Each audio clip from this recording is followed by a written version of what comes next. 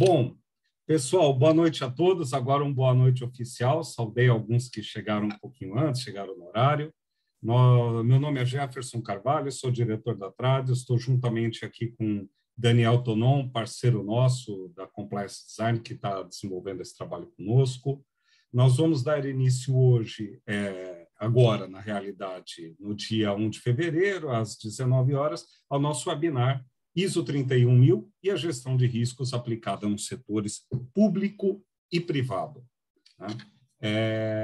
A gente tem tentado, como Tradios, trazer webinars com alguma frequência sobre temas que são de interesse tanto de setor público quanto setor privado, sem fins lucrativos, do mercado como um todo, e gestão de riscos, infelizmente, é uma área que precisa amadurecer ainda muito no mundo, não só no Brasil, mas no mundo como um todo. Eu vou dar uma passada aqui rapidamente, dar uma boas-vindas, A gente dá boas-vindas a todos os participantes, deseja aí um seminário proveitoso, que seja super bacana, que seja muito bom, que a gente saia melhor aí desse webinar conosco, que esse período a gente possa proporcionar momentos de aprendizado, network, diversão. Acabo falando sempre uma outra bobagem, apesar de estar gravando, não tenho cuidado da diligência, mas enfim, e que todos saiam melhores e mais competentes. Desejo sucesso para todo mundo. Eu, Jefferson, Daniel, que está aqui comigo hoje. Algumas considerações prévias sobre o nosso webinar. Daniel, você quer dar uma boa noite para o pessoal também? Olá, pessoal, boa noite. É um prazer estar aqui junto com o meu amigo Jefferson, essa parceria da Compliance Design com a Tradios, mais uma vez aí com um curso para trazer inovação e conhecimento que transforma. Muito obrigado pela presença de todos e sigamos, Jefferson. Excelente, obrigado, Daniel. Bom, algumas considerações rápidas, O webinar começa às 19 horas, A gente vai falar boas-vindas, apresentações, os objetivos desse encontro nosso. Às 19h10, aproximadamente, a gente vai tentar recuperar o tempo. A importância da gestão profissional de riscos, que é o core do que a gente veio falar aqui. 19h50, aproximadamente, a gente vai ter perguntas e respostas. Por favor, realizem via chat. Depois, se não ficar muito claro, a gente pede para a pessoa aparecer, ligar o vídeo, esclarecer um pouquinho melhor. E às 20h10, como a gente anunciou, vai ter um sorteio de 2 vagas no nosso curso de gestão de riscos, que inicia segunda-feira, agora, dia 7. Eu vou estar explicando um pouquinho mais sobre esse sorteio. E às 20h20, encerramento. Normalmente, a gente nunca passa do horário. Microfones desligados todos, os vídeos podem ficar ligados, não nos deixem só, tá? Eu sempre digo que a gente precisa aí de algum apoio, que essa vida de professor não é fácil. Ao final, o certificado é enviado automaticamente via Simpla a todos aqueles que entraram na sala, e participaram conosco no webinar. O seminário é gravado, depois a gente vai mandar um e-mail com o link da gravação para aqueles que quiserem reassistir ou compartilhar, e não é um curso. Isso aqui é um webinar para tratar de aspectos principais e perspectivas sobre o tema. Apresentação e objetivos muito rápido. O Tradios está aqui. Somos uma organização focada na parte de governança, risco, compliance, proteção de dados, ISOs de maneira geral. Tanto eu, Daniel, a gente muito oriundo do mundo de certificações, parte de ESG, social, governança, e tudo isso baseado em modelos padronizados, tanto certificação, mentoring, treinamento e auditoria. A gente está falando de pragmatismo, confiança, um conhecimento que transforma. Comentar rapidamente também que, na sequência, a gente vai ter alguns treinamentos que estão disponíveis, abertos aí ao mercado. 14 de fevereiro, a gente inicia mais uma turma aí de DPO com foco na LGPD 27001 e 27701. É um curso muito abrangente, porque não foca só a regulação, mas dá uma perspectiva técnica de controle, cibersegurança, metodologias para verificar a efetividade, e ainda tem uma parte que aborda também risco, é sempre à noite, e é acreditado, ou seja, significa que um organismo independente audita Tradios em relação aos seus mecanismos de processo, procedimentos, competência da equipe, e ainda testemunha para verificar se aquilo realmente traz a qualidade necessária. Isso é feito por uma empresa independente, um organismo independente, que nos audita e nos acredita, e a Tradios trabalha, de maneira geral, com treinamentos e serviços de certificação acreditados. E muito em breve, já está pronto, a gente vai estar lançando aqui o website de implementador e auditor líder de segurança da informação, 27001, e privacidade de dados, na 27701. No dia 21 de fevereiro, a gente começa um outro treinamento acreditado, vai ser aí a nossa 15ª turma. Graças a Deus, aí tem sido um sucesso. É um treinamento também à noite, 100% online, ao vivo, prova e certificação profissional, acreditado. Já está consagrado, que é o de implementador e auditor líder da 37001, da 37301, tá? Que também está em língua espanhola. A Trados inovou também e lançou aí também, em parceria com a Compliance Design, a certificação de boas práticas de proteção de dados pessoais, isso é certificação empresarial. Tanto faz ser uma organização do setor público quanto privado. Agora, as organizações podem demonstrar que tem a LGPD, as boas práticas de LGPD implementadas. Tá? Também é uma certificação acreditada e nós somos a primeira certificadora a obter uma acreditação independente para que a gente possa emitir a nossa certificação com base em boas práticas de LGPD. Também agora, e é o objeto desse curso, nós estamos lançando 7 de fevereiro, um curso de mais curta duração, muito conciso, muito robusto, mas muito conciso, 16 horas, de gestão de risco, gestão profissional de riscos organizacionais, com foco na 31.000. São 4 módulos à noite e é acreditado também esse curso. É um curso bem robusto que a gente vai estar lançando agora, dia 7. E a gente vai falar um pouco, não do curso, mas dos princípios que norteiam o que o nosso curso, tem, qual que é a nossa perspectiva, com base na experiência que temos aí de avaliação de risco aí há mais de 20 anos. Eu lido com isso há 25 anos, o Daniel está aí nessa lida também há bastante tempo, pode trazer do ponto de vista prático. Esse é um pequeno videozinho que eu vou passar, ele dura, acho que 40 segundos, 1 minuto, que fala rapidamente sobre o curso, mas também fala sobre um pouco da visão do que a gente vai estar dizendo hoje.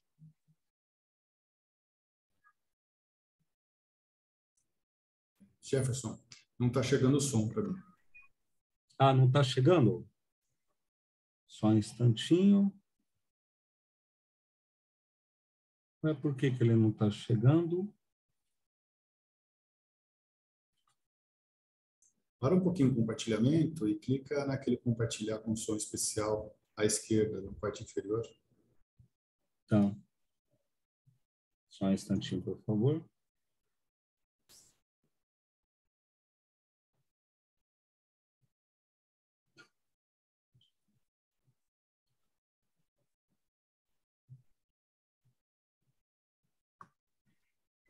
Só um instante, por gentileza.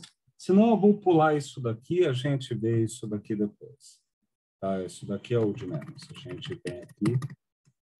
Só um instante que a gente, se não conseguir avançar aqui nesse modelo, a gente volta porque a gente estava, o videozinho tem no nosso website de qualquer forma. Só um instante que eu já...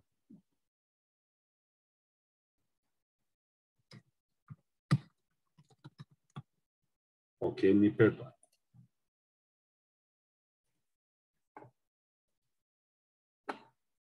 Eu acho que não vai sair o som, uma pena, né? Então, paciência, a gente vê isso daqui depois, o que aconteceu.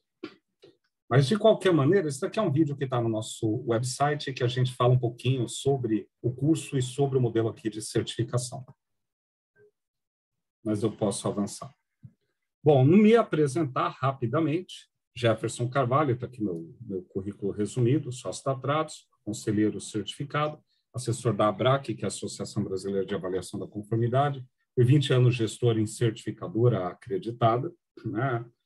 Chegando a CEO aqui para as Américas, diretor de compliance em algumas associações, aqui está a minha formação, administração, MBA, sou professor convidado de pós de compliance e governança, IBMEC, PUC, Federal de São Carlos, FEDIS, CEDIM e outras, e vim da área operacional, com cerca de 1.000 auditorias em mais de 30 setores, em 18 países, abrangendo inúmeras normas, e tive o privilégio de conduzir as primeiras certificações ligadas a anti-suborno e compliance no Brasil, Colômbia, Chile, Portugal e Estados Unidos. Colaboro junto ao grupo da BNT, que desenvolve a parte de governança. Atuo institucionalmente no desenvolvimento de políticas públicas ligadas à anticorrupção, compliance e infraestrutura, através da associação.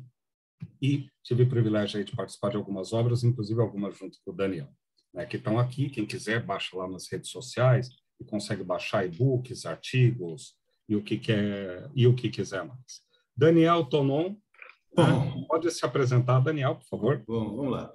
Sou advogado de formação, já com mais de 25 anos de atuação em advocacia empresarial, tenho doutorado em Direito, mestrado em Governança Corporativa e sou especialista em Governança Corporativa Familiar, né? O compliance e gestão de riscos aí estão no meu dia a dia já há 15 anos, né? E agora, recentemente, né? Pós-graduado em cibersegurança, e também atuo na área de segurança de dados da ISO 27001 e segurança de privacidade de dados aí com a LGPD, e temos em conjunto, né, com a Tradios aí, eu sou fundador da Compliance Design, esse projeto que já tem um sucesso aí de ser a primeira certificação de boas práticas em LGPD acreditada. Atuo, né, em auditorias aí que são acreditadas pelo Inmetro, em certificadoras que estão no mercado de grande porte, né? O RINA e a Fundação Vanzolini. Atuo também como professor na Fundação Getúlio Vargas em disciplinas ligadas à governança corporativa e compliance e coordeno aí a coletânea Compliance Estratégica. Estamos no 3º volume, Jefferson, do qual aí no último volume tivemos um capítulo, uma parte especial dedicada às normas ISO 27001, a ISO 27701, e aí também o enfoque aí no direito digital, né? Junto dessa parte de governança para inovação, né? Então, um prazer mais uma vez estar aqui, um novo curso, né, em parceria com a Tradios, agora de gestão de riscos. Ótimo, obrigado, Daniel. Bom, turma, vai ter um sorteio, como foi falado, né, no nosso curso de formação profissional de gestor de riscos organizacionais. Quem tiver interesse, fica até o final, será logo após as perguntas. Sorteio ocorre ao final. Participa aqueles que fizeram o check-in no nosso evento. As vagas são exclusivas para essa turma, que é de 7 a 10 de fevereiro. As vagas são pessoais intransferíveis. O sorteio é ao vivo, tem uma planilha Excel que tem uma função randômica, eu pego a lista agora e a gente faz. O sorteado tem que estar presente na sala, a gente vai chamar e vai perguntar se tem interesse no curso, senão a gente pula para o próximo sorteado. E aí depois a gente manda um e-mail oficializando isso para o e-mail que está no site. Bom, contextualização prévia sobre a importância na gestão de riscos. Então, agora a gente entra no webinar propriamente dito. Bom, gestão de riscos é uma ciência. É a primeira coisa que a gente precisa entender. Aqui do lado, né, tem, pessoal, desliga o microfone, quem tiver com o microfone ligado. Aqui do lado, o que a gente tem? Aqui tem um gestor de risco moderno, que fez o curso nosso, e aqui tem gente lá em caverna rupestre, pintura de 20 mil anos atrás. O que essas pessoas estão fazendo aqui nessa pintura é brainstorm. Então, não pode ser que uma ferramenta que tem 20 mil anos de idade seja a ferramenta mais eficaz até hoje para gerir o risco. Não tem o menor cabimento. Então, brainstorming no interior de São Paulo, chama de toró de parpite, né, que é a tempestade de ideias. Não dá para a gente crer que esse é o melhor mecanismo. Então, a gestão de risco é fundamental, a espinha dorsal de onde deriva toda a governança e conformidade. Todos os controles internos derivam da gestão de risco. A gestão de risco tem que usar ferramenta e não pode ser um processo empírico. E sua ineficácia coloca em credibilidade risco, a credibilidade de toda a gestão, portanto, ela tem que seguir um método. E é isso que a gente defende. O que a gente vê aqui é muito do que a gente vê nas organizações. A pessoa fala o seguinte: olha, vamos aqui parar para gerir riscos e tudo mais. Não, obrigado, a gente está muito ocupado gerindo riscos. E gerindo risco daquela forma, porque ninguém quer parar para se estruturar, para seguir método. As pessoas gostam de ir, por isso que o pessoal brinca que... E não é isso uma prerrogativa apenas dos brasileiros, que o pessoal brinca, né? O brasileiro precisa ser estudado pela NASA, mas é porque todo mundo quer ser inventor. Todo mundo quer dizer que criou uma metodologia. Quando as metodologias estão aí consagradas, a gente vai falar sobre o uso de uma norma técnica, por exemplo, que valor ela tem. Qualquer organização, um pouquinho de... Tem vídeo ligado, tem áudio ligado. Daniel, você acompanha aí, né, para fechar. Tá. Eu não consigo desligar, porque eu não estou com o co-host, Jefferson. Tá, eu te coloco. Cerqueira. Por favor, Mário, se puder fechar o microfone, Mário. Eu te coloco como co-host, make co-host. Fiz isso, desculpa. Ok. Pessoal, então um pouquinho de pragmatismo, vai. Qualquer organização pública ou privada só tem 3 propósitos. O primeiro propósito, que é cumprir obrigações, né? Regulação, contratos, o que quer que seja. O segundo é gerar resultado, é para isso que qualquer organização existe.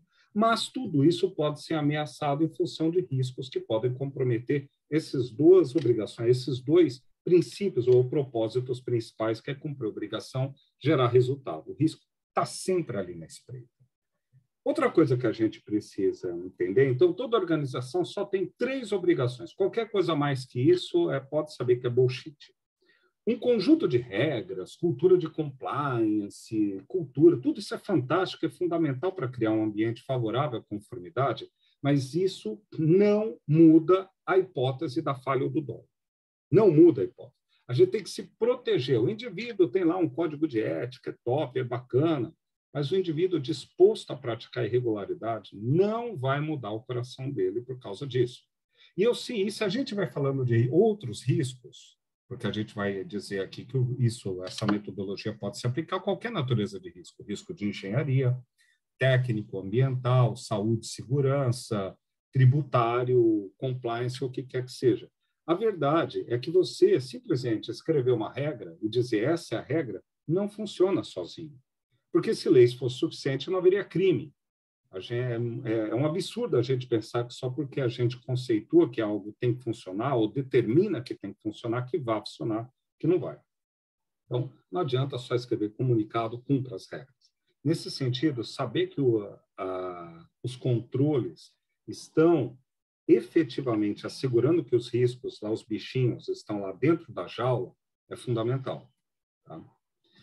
Bom, o escopo de risco, a 31 mil, que é a base que a gente vai estar utilizando para fazer essa nossa conversa, ele abrange qualquer natureza de risco, tributário, trabalhista, segurança da informação, fraude, corrupção, lavagem de dinheiro, privacidade de dados, ambiental, social, qualquer natureza de risco pode ser abarcado pelo método de gestão de risco. Então, não importa se é um advogado trabalhista, um advogado tributário, se é um engenheiro de processo, se é um engenheiro de meio ambiente, se é um economista, ou quem quer que seja.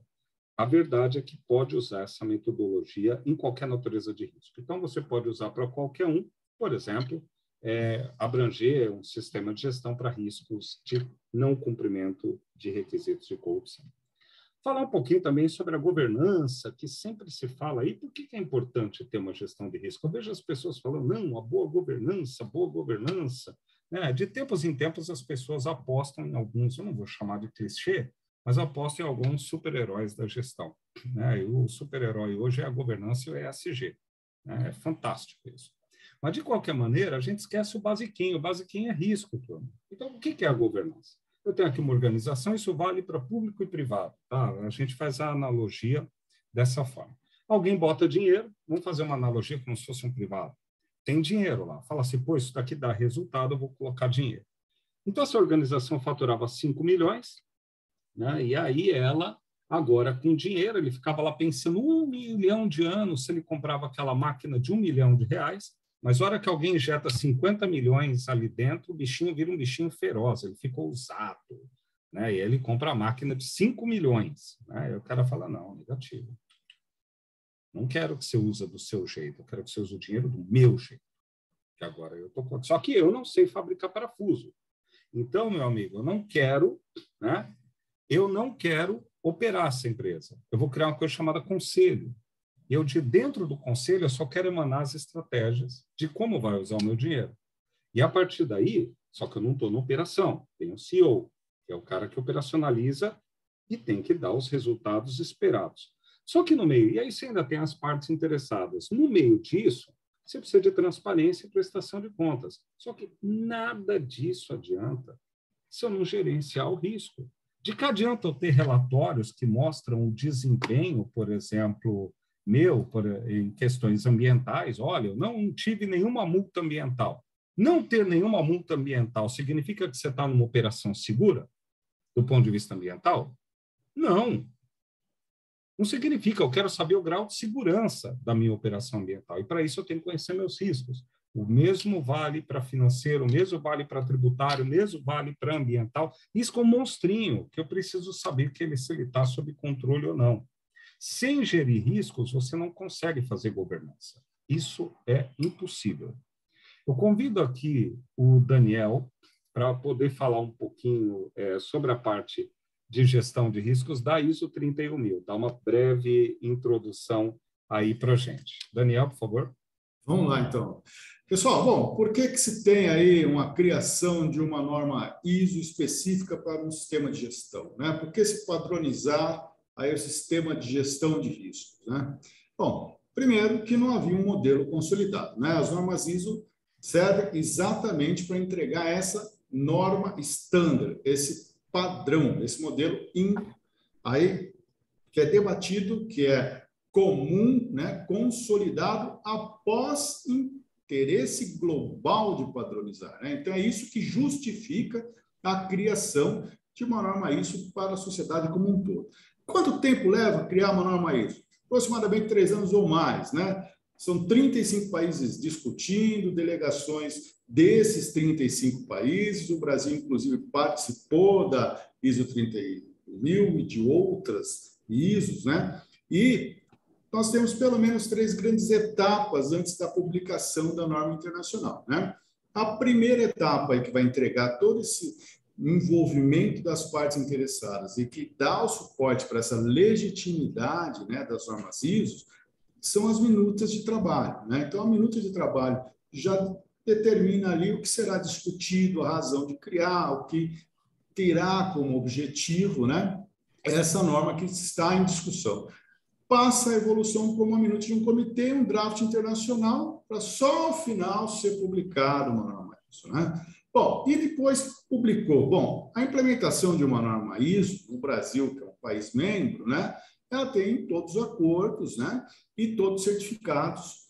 Quando a norma é uma norma certificável, né, ela é válida, o certificado feito aqui no Brasil vale para todo o mundo em relação aos seus países membros, né? Então, isso que é interessante, entrega legitimidade, né? Ou seja, é uma norma, né, técnica com toda uma inteligência embarcada a custo zero, né? Então, você tem aí todo o estardalhaço, todo mundo que discutiu a custo zero, e temos aí a 31000, que especificamente é uma norma de diretrizes, né? Então, ela não é uma norma que vai te gerar uma certificação específica, mas era uma norma que te dá todo um suporte, né, para que você planeje os seus riscos. E todas as outras normas ISO, né, de sistema de alto nível, 2015 para cá, você tem lá no capítulo 6 o planejamento dos riscos, né? Então, a 31000, seja para um sistema de gestão, anti-suborno, compliance, meio ambiente, ou, né, para um sistema de gestão de riscos específicos da sua empresa, que você tenha aí um escopo, né, ele vai servir para gerenciar, né, esses riscos, né? Qualquer organização, pública, privada, não importa o tamanho, né?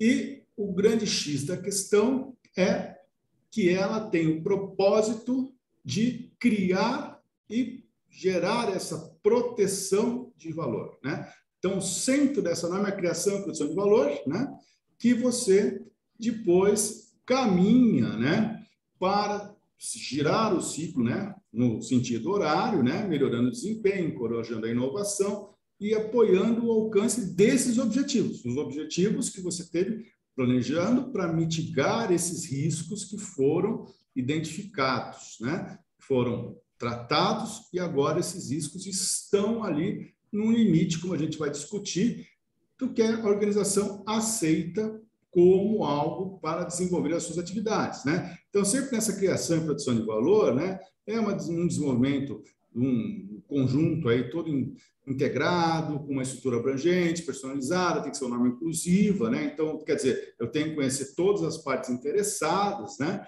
E dinâmica, né? Nunca será algo estático, né? Será sempre algo em plena transformação, sempre um monitoramento. E Óbvio que eu só consigo fazer isso se eu tiver liderança e comprometimento no centro. O propósito da estrutura da gestão de risco é exatamente apoiar a organização nessa integração de gestão de riscos em atividades significativas e funções respectivamente significativas, né? Então, avaliação, melhoria, vai entregar essa eficácia de gestão de riscos integrados na governança em todas as atividades da organização, incluindo a questão da tomada de decisão, apoiando, então, a liderança nessa tomada de decisão.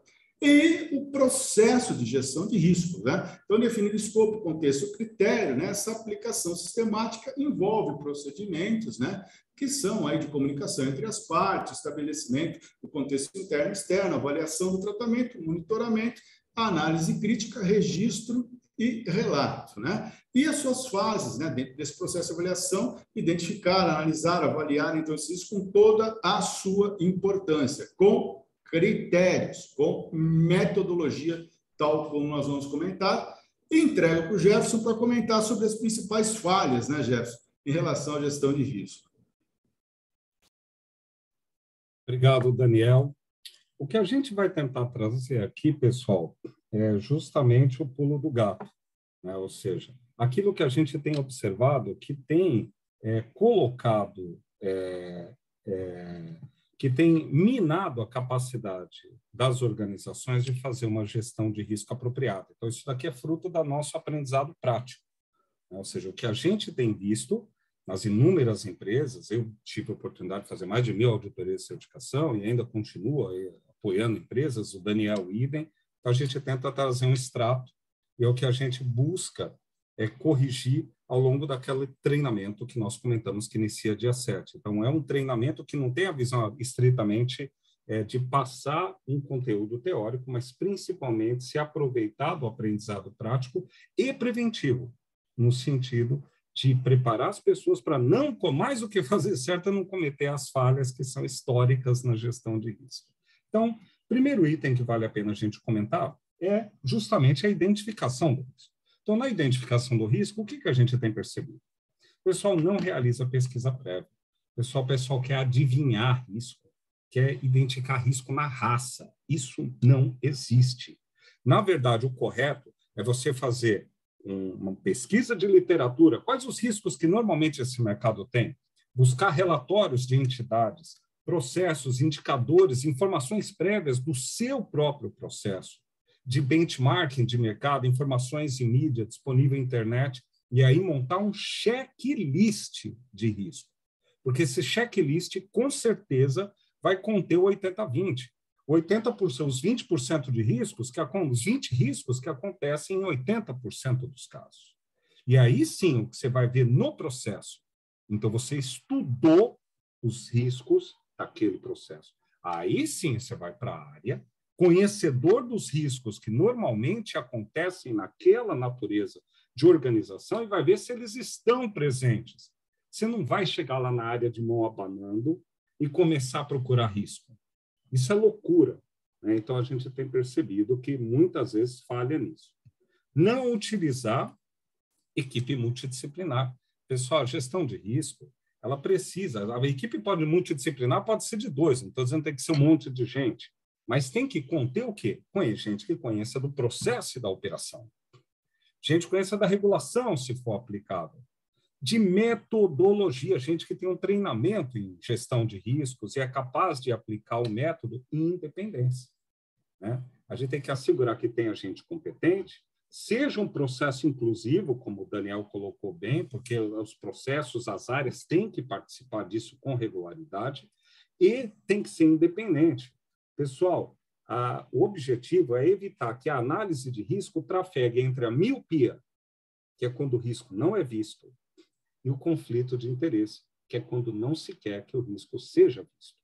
Sem essa composição, você não consegue promover sequer uma identificação adequada.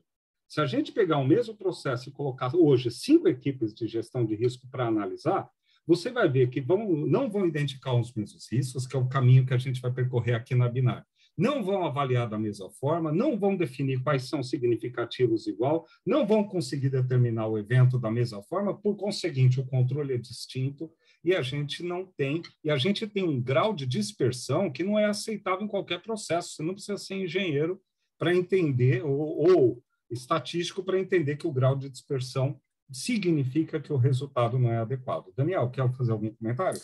Sem foco, né, Jefferson, não se consegue chegar, né, a lugar nenhum, né? Então, é bem esse ponto aí, né? Eu tenho que tirar essa miopia, né? E eu não posso deixar que esse conflito de interesse, né, ele possa prevalecer na organização. Essa é a primeira medida, né, para que a empresa realmente tenha um foco aí para identificar os seus riscos. Ótimo. Pessoal, a próxima etapa, então, a gente identifica o risco, né?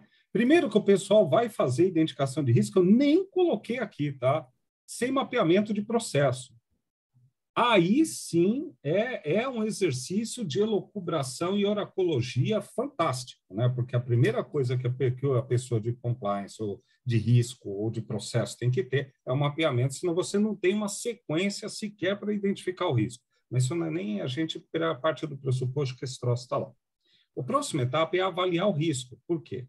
A norma, e nenhuma norma outra, a 31.000 e nenhuma outra norma de sistema de gestão, por exemplo, requer que você trate todos os riscos. Você tem que identificar quais são aqueles significativos para você tratar.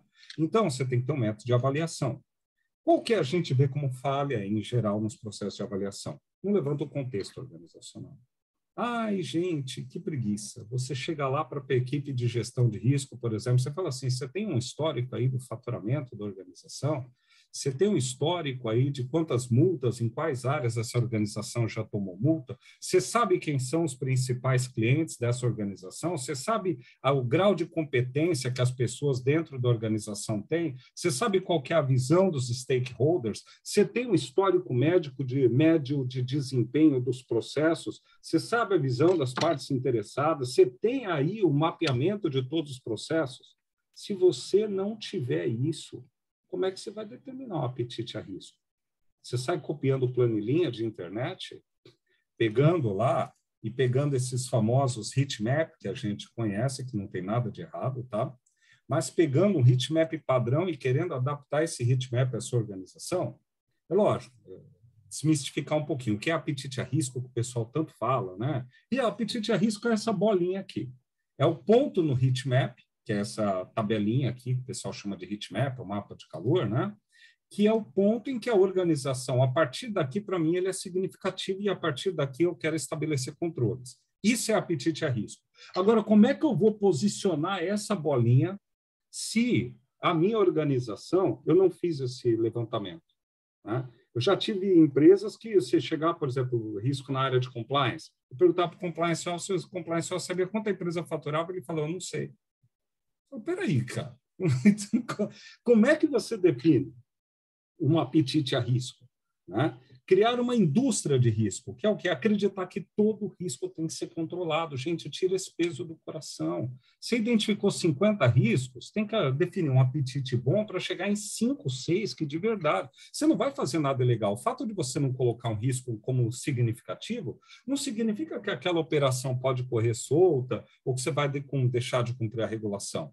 A norma quer que você mapeie os riscos que de verdade podem afetar o impacto do negócio. Isso varia de cada organização. Por exemplo, eu faço essa análise de impacto contratual, reputacional, regulatório, fraude. Será que é isso que é importante mesmo para cada organização? E olha que essa tabela está bem detalhada. O que é irrelevante e o que é muito alto? Uma fraude é muito alto, a nota na análise de risco, se ele passar de 50 mil. Pô, mas peraí, e se a organização faturar 100 mil por mês?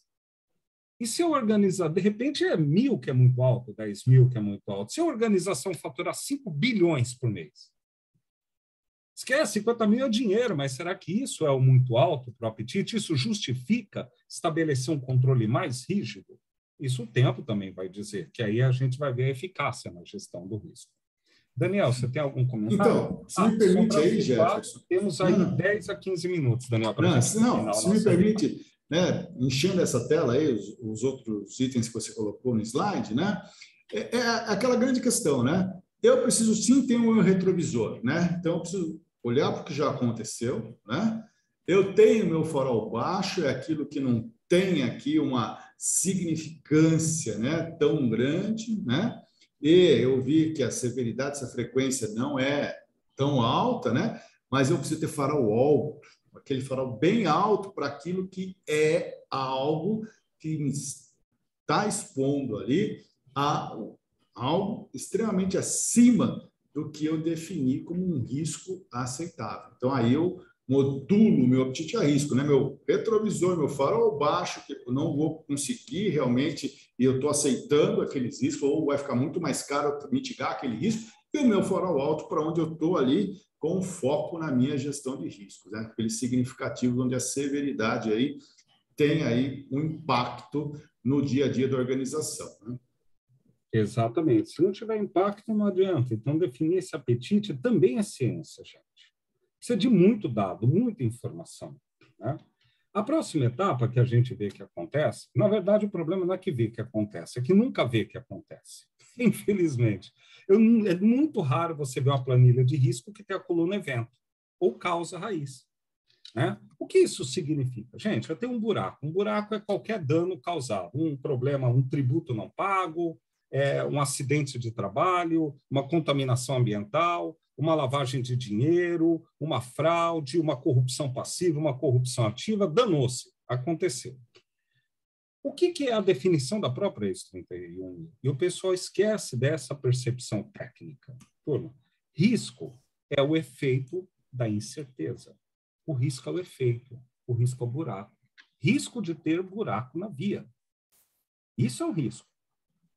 Agora, o mais importante de tudo, gente, é a incerteza. O risco é um produto da incerteza.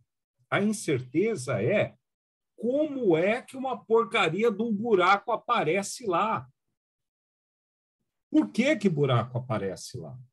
Ou seja, se eu tiver um risco de fraude e não souber a mecânica da fraude, como um indivíduo que quer praticar fraude conseguiria praticar, eu jamais vou conseguir. Qualquer controle é chute. É chute. E aí você começa a se perguntar, poxa, para eu entender como pratico uma fraude, eu preciso de um conhecimento grande do processo, porque eu tenho que pensar com a cabeça do fraudador.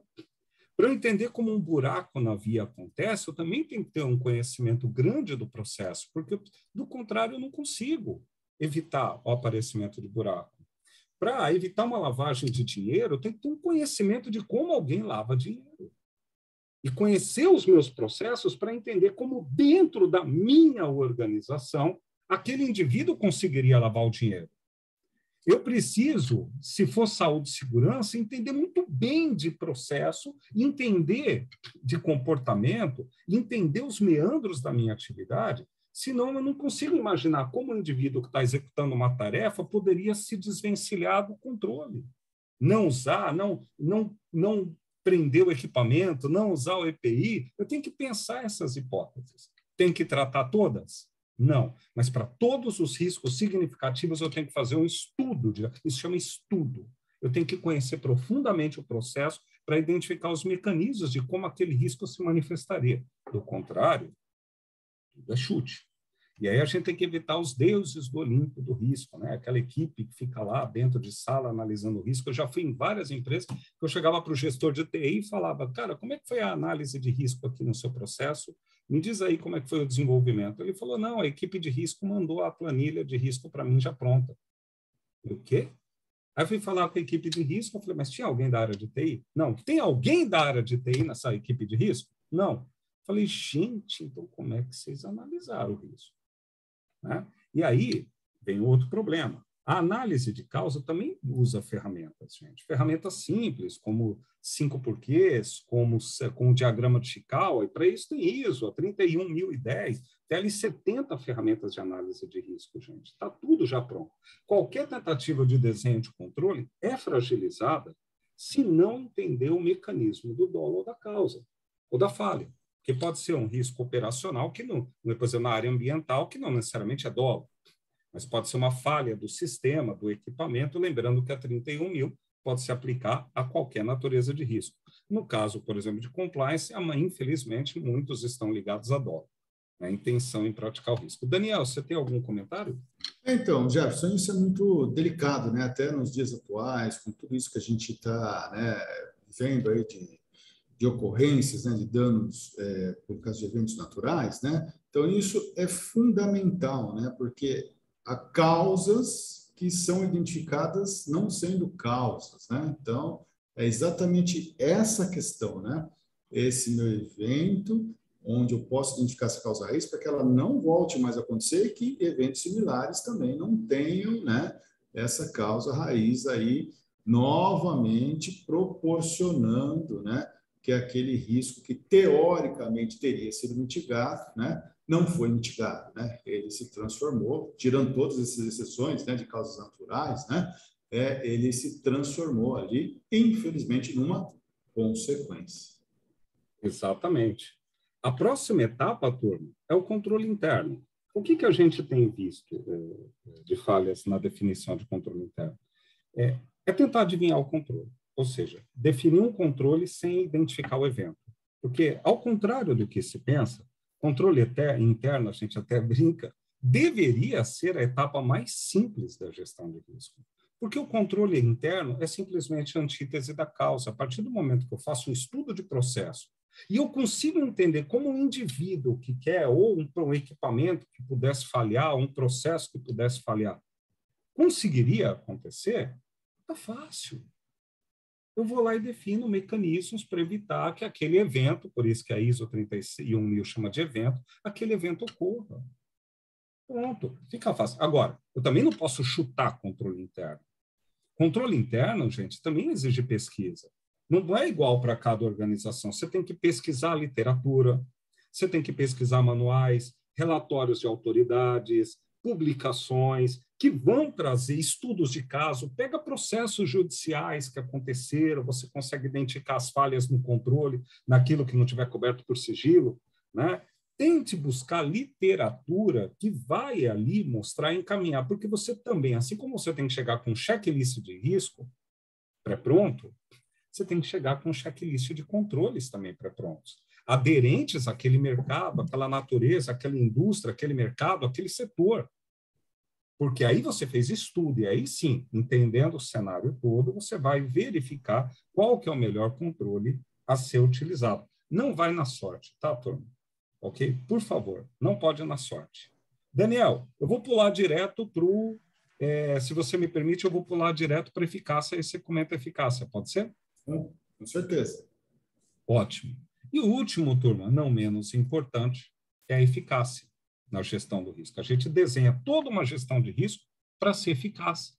Turma, o que é importante a gente entender? Ou efetividade, que é o nome que o mercado costuma utilizar. O nome técnico eficácia, o nome de mercado efetividade. Primeiro, a gente tem que compreender a diferença entre o que é eficiência e o que é eficácia. Muita gente, ao errar isso, compromete toda a gestão de risco. O resultado dela. Não toda a gestão, mas o resultado dela. Eficiência é o simples cumprimento do controle. Eficácia é saber se aquele controle presta para alguma coisa. Ou seja, traduzindo, eficácia é a capacidade do controle em atingir os resultados planejados. E para que um controle foi planejado? Para mitigar um risco.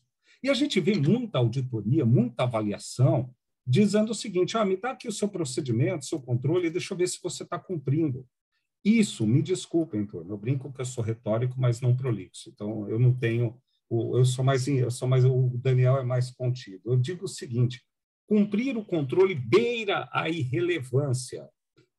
Porque se você não cumprir, não podia nem estar trabalhando lá. Aí já é caso de compliance, é processo sancionatório, é 01. O que a gente quer saber é outra coisa para fins de processo. Se esse controle presta para alguma coisa. Gente, toda etapa de desenho de processo ou de gestão de risco, não importa, passa por 3 estágios sempre. Estruturação é papel, que eu brinco, né? Papel, sistema. Você conceitua, faz análise de risco, conceitua, cria sistema, processo, procedimento, controle. Implementação, você treina a turma, aplica os procedimentos, controles, sistemas, processos. E não para aí, turma. A eficácia não é cumprir o procedimento. A eficácia é saber se o procedimento serve para alguma coisa. Eu vou dar um exemplo simples que eu sempre dou em todas as minhas aulas, que é o seguinte: uma vez eu abri um laptop na recepção de uma empresa, aí sentei, cheguei 20 minutos antes, abri, comecei a digitar, e o pessoal, veio a moça da recepção, a recepcionista falou: o senhor precisa desligar o laptop. A gente tem regras de segurança que o senhor não pode usar. Aí eu desliguei o laptop, pedi desculpa, né, para ela. Aí eu virei para ela e perguntei assim: não, moça, tudo bem, me perdoa, mas o celular eu posso usar? Ela falou: celular o senhor pode. Então a pergunta que eu faço é: o controle de laptop na recepção funciona? Funciona com uma beleza. Se essa empresa fosse avaliada pelo cumprimento do controle, ela tirava 10. Mas esse controle presta para alguma coisa? Ele serve para mitigar o risco de segurança da informação? Não. É esse olhar que tem que ter. Pô. E a gente vê que falha muito nisso. Então, e outra coisa que falha é o pessoal tentar entender se o controle funciona só no dia da auditoria e deixa para cada auditor. Lembra da dispersão. A planilha de risco deveria ter uma tabela, uma coluna dizendo o seguinte: teste do controle. Porque só a hora que você está estudando o controle todo é que você tem capacidade de entender como que você testaria aquele controle. Você está com toda uma equipe, investigou o processo, entendeu a causa, o evento, desenhou o controle. Pelo amor de Deus, gente, não para aí não. Coloca uma coluninha do lado dizendo o seguinte: como é que eu testaria ou buscaria testar, porque às vezes você não consegue isso de maneira tão objetiva, muitas vezes você tem que construir relatórios, você tem que pegar informações específicas, dados não padronizados, para buscar o mais próximo do que for possível, testar a efetividade do controle. Depois, o que sobrar do que você não conseguir testar, né, o tempo e o acompanhamento, segundo a linha de defesa, e mais o sistema reativo de canal de denúncia, normalmente aplicado, vai te ajudar nisso no tempo. É muita inocência crer que a simples existência do controle mitiga o risco. Daniel? Então, nesse ponto, Jefferson, fazendo uma ligação, né, com objetivos, né? Eu tenho que testar, né, e eu tenho que entregar objetivos, né, para funções e níveis pertinentes, deixando isso claro. No momento que eu testar, né, entregar ali, se possível, uma meta, né, para que aquela pessoa tenha a responsabilização, né, que é muito diferente de só cumprir o controle, né, e que ela seja também a pessoa responsável com relação a toda a sua equipe, para que realmente aqueles objetivos que foram planejados, eles sejam alcançados, que eu possa realmente mitigar, né? Que não fique algo simplesmente ali de uma ineficácia que não me gera aquele atingimento do objetivo. Então, acho que é exatamente isso que você colocou. É testar, ter um cronograma interno, ter uma formação de um corpo, né, de auditores internos ou a organização contratar especialistas, né, e ter essa rotina, esse cronograma para que isso seja sempre retroalimentado, né? Esse eu acho que é o grande ponto aí dessa sua explicação da eficácia e efetividade, Jefferson. Bacana. Ótimo. E, pessoal, só para fechar a explicação do Daniel, parece coisa demais, mas a gente tem que lembrar do apetite a risco. Isso vai ser coisa demais se você criar uma indústria de risco, se tudo for risco.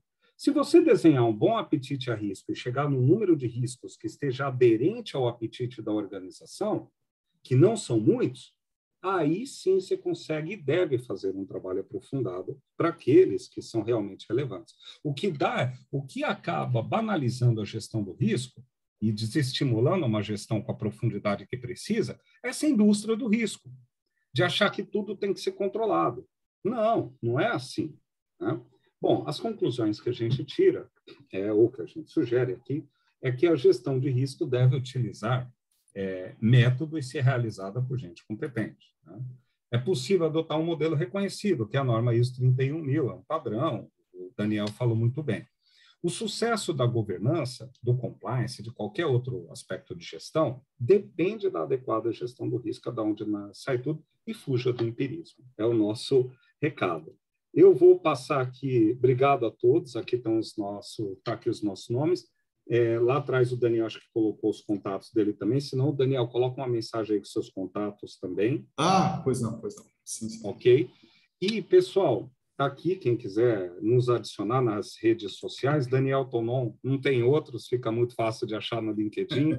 Jefferson Carvalho, vocês colocam lá Jefferson Carvalho Trados, meu WhatsApp, LinkedIn, Instagram, a gente publica muita coisa, muita informação, se conectem, por favor, nas redes sociais, tá? Eu vou deixar aqui, agora tem um tempinho para perguntas, 20 minutos, mas dado o adiantado, a gente vai disponibilizar só 15 minutos, só até às 20 horas, ok? Para que a gente possa cumprir o nosso cronograma. Daniel, se você puder dar uma olhada aí e ver as perguntas, pelo menos a primeira, eu só vou aqui, pessoal, buscar agora a lista dos participantes que fizeram o check-in até esse momento, aqui no nosso webinar, para que a gente possa alimentar a planilha que vai fazer o exercício randômico que vai ser feito ao vivo na frente de vocês, tá bom? Eu volto em 2 minutinhos. Perfeito, Jefferson.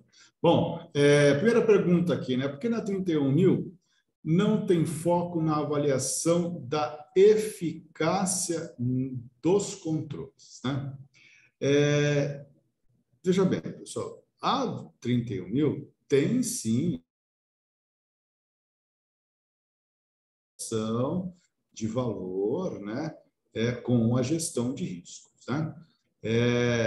A eficácia dos controles, né? Ela está disciplinada na ISO 19011, né? Então, essa colocação final que o Jefferson colocou, eu complementei, né? É exatamente isso, né?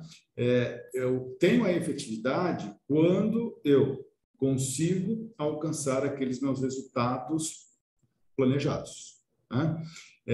Então, isso tem uma ligação, tá? Então, vem daí. E ela serve para que você tenha planejamento de gestão de risco para diversas outras normas. E nessas outras normas, eu sempre tenho que ter, no atendimento por requisito 6, né, no planejamento dos riscos e nos objetivos em relação aos riscos, hoje uma abordagem, né, de funções, né, que estão ali com risco significativo, então essa severidade que nós apontamos, né? Então, aquilo que eu fiz a ilustração ali do farol baixo, né?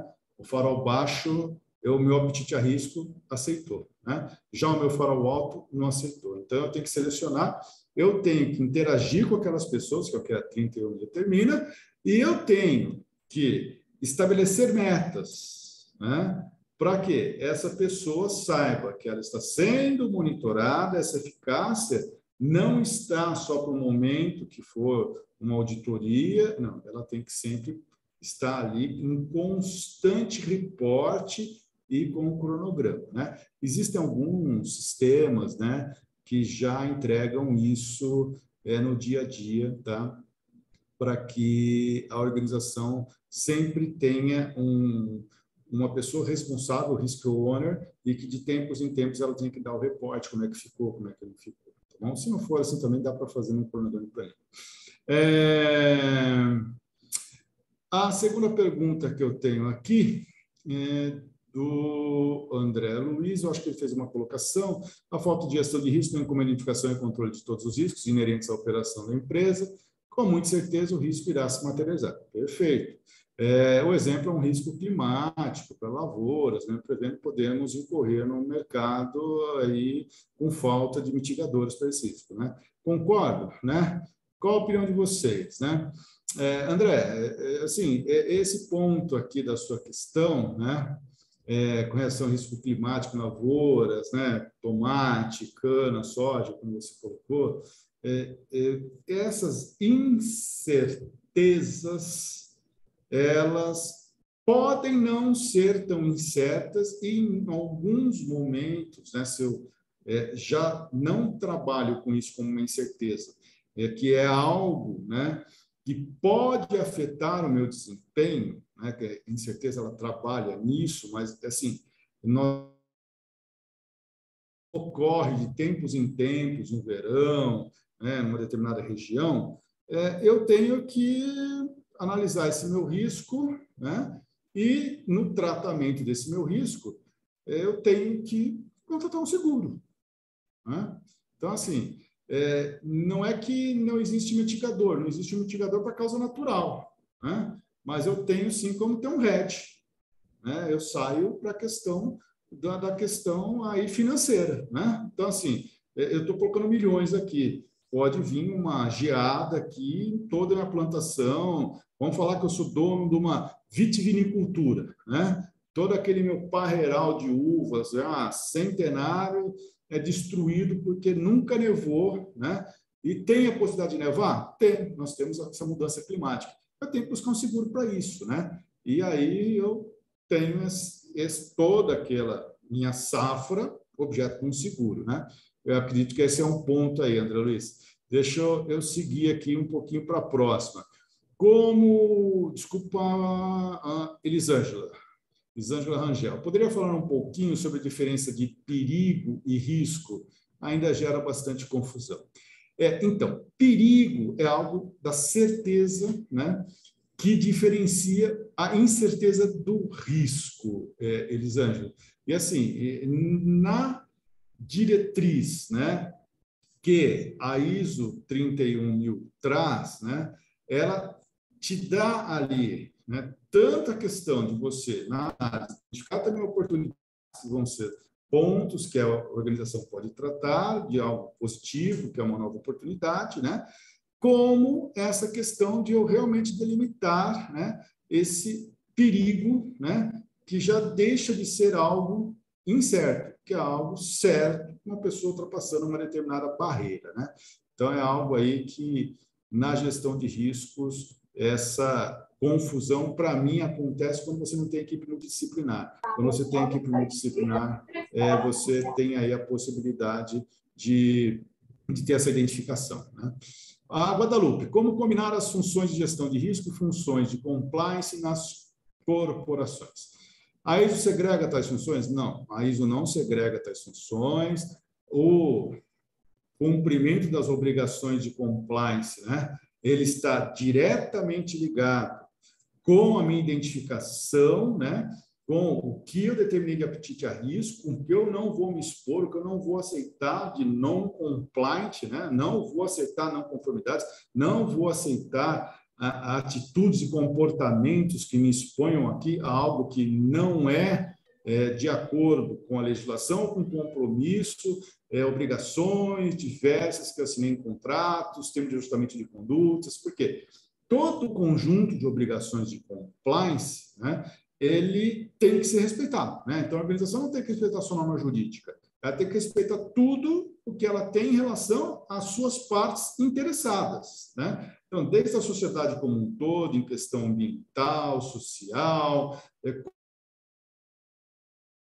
como aos seus clientes, quando ela assina um contrato e tem determinadas obrigações, quanto aquilo que ela declara ou aquilo que ela firma num acordo de leniência, num termo de ajustamento de conduta, né? Então, assim, elas estão extremamente conjugadas, elas não estão segregadas, né? Pelo contrário, existem algumas organizações que trabalham, inclusive, com um modelo de 4 linhas de defesa, chamado, geralmente, né, de governança de gestão de riscos e compliance, né? Algumas têm um comitê, né, de compliance que é independente, que está ligado direto ao conselho de administração e ainda tem o compliance, né?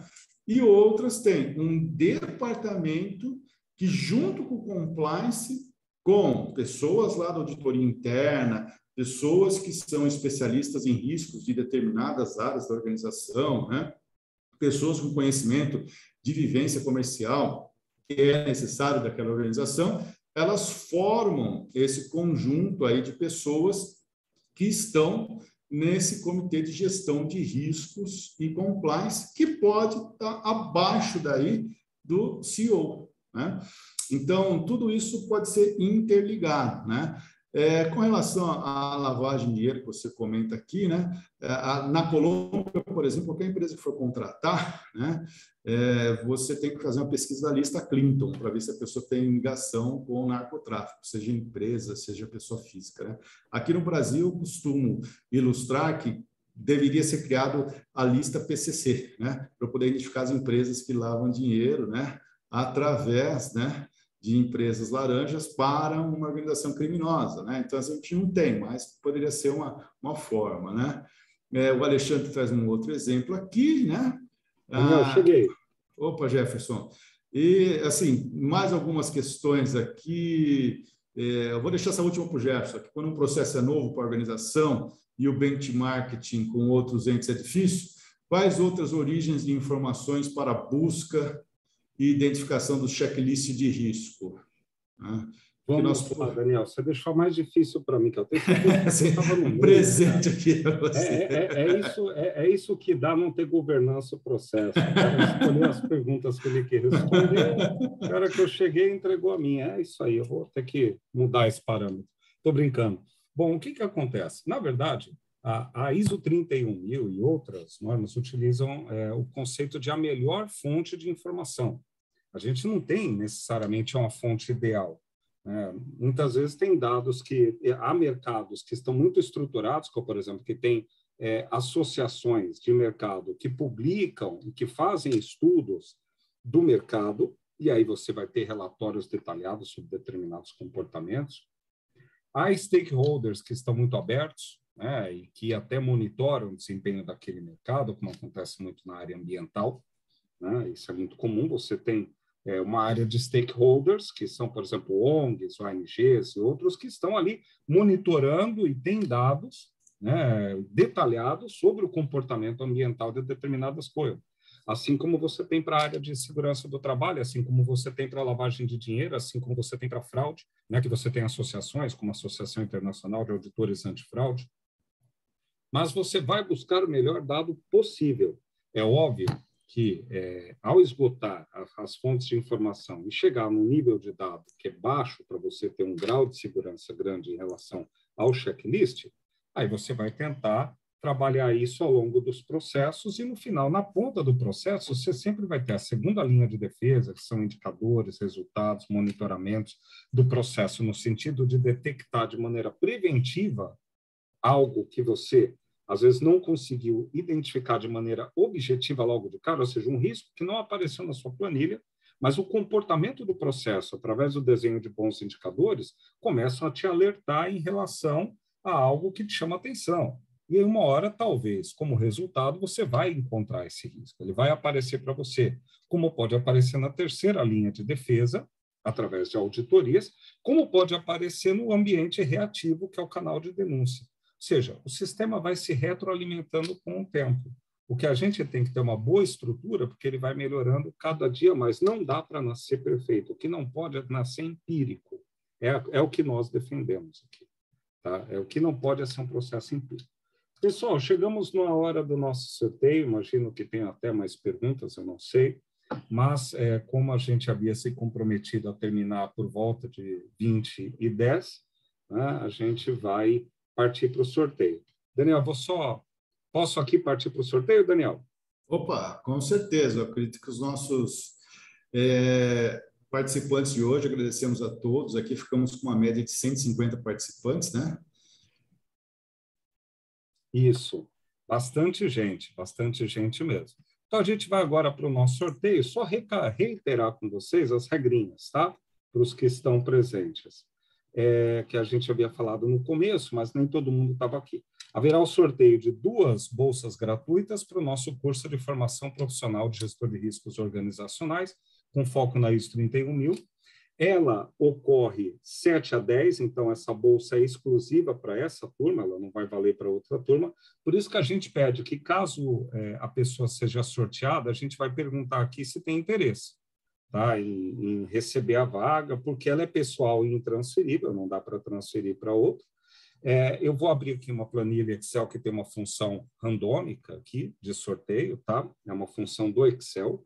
Eu acabei de tirar a lista do Simpla agora, então é a lista daqueles que fizeram check-in no nosso evento. Nem todos, não sei se estão aqui agora. Nos próximos eventos que a gente sortear alguma coisa, a gente ainda vai colocar uma perguntinha a mais, que esse nós falhamos, que é se o indivíduo tem interesse em participar do sorteio, porque pode ser que a gente sorteie aqui e a pessoa não tenha interesse. Então, a gente tem um filtro a mais para sortear só aqueles que realmente têm interesse na vaga. Então, aqueles que não tiverem, por favor, se eu chamar aqui, se apresentem e diga, olha, obrigado, mas eu não tenho interesse, ou coloca aqui no chat, o Daniel vai estar acompanhando, às vezes a pessoa não quer aparecer, não quer falar, não quer colocar em vídeo, não tem problema nenhum, se manifeste no chat. E aqueles que, no final, receberem a vaga, a gente vai mandar para o e-mail que está no Simpla, tá? Porque a gente tirou a lista aqui do Simpla, então conseguimos localizar o e-mail. Então, vou compartilhar essa tela, vou compartilhar a nossa telinha que tem o Excel, porque fica gravado. Imagino que todos estejam vendo aqui, né, a nossa telinha, né? Então, tá bom. Essa lista aqui foi tirada aqui do Simpla agora, tá? Ela foi retirada do Simpla, extraída para cá, que fizeram check-in no nosso evento. Uau, 177 pessoas fizeram check-in no nosso evento. Isso daqui é uma fórmula randômica, tá? Eu até vou dizer que quem colocou essa fórmula aqui foi um cientista de dados, que é meu filho, inclusive, tá? É engenheiro mecânico e cientista de dados. Então, eu vou aqui, 3, aqui está a data, o sorteio, até aí para esse curso, para essa data, eu vou sortear 3, 2, 1, pum. Diana Nashua. Diana Nashua está por aqui conosco? Daniel, vê aí na lista de participantes, por favor, se Diana Nashua está aí. Não sei se ela usou esse nome para entrar na sala. Imagino que sim, porque entra o nome lá padrão. 3, 2, 1. Olha, eu não encontrei a Diana. Vamos para a próxima pessoa. Éden Vespasiano.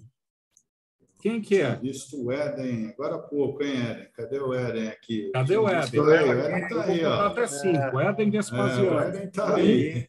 Ele está, é meu primo, Jefferson. Anderson Schwartz. Que coisa boa, viu? Que coisa boa.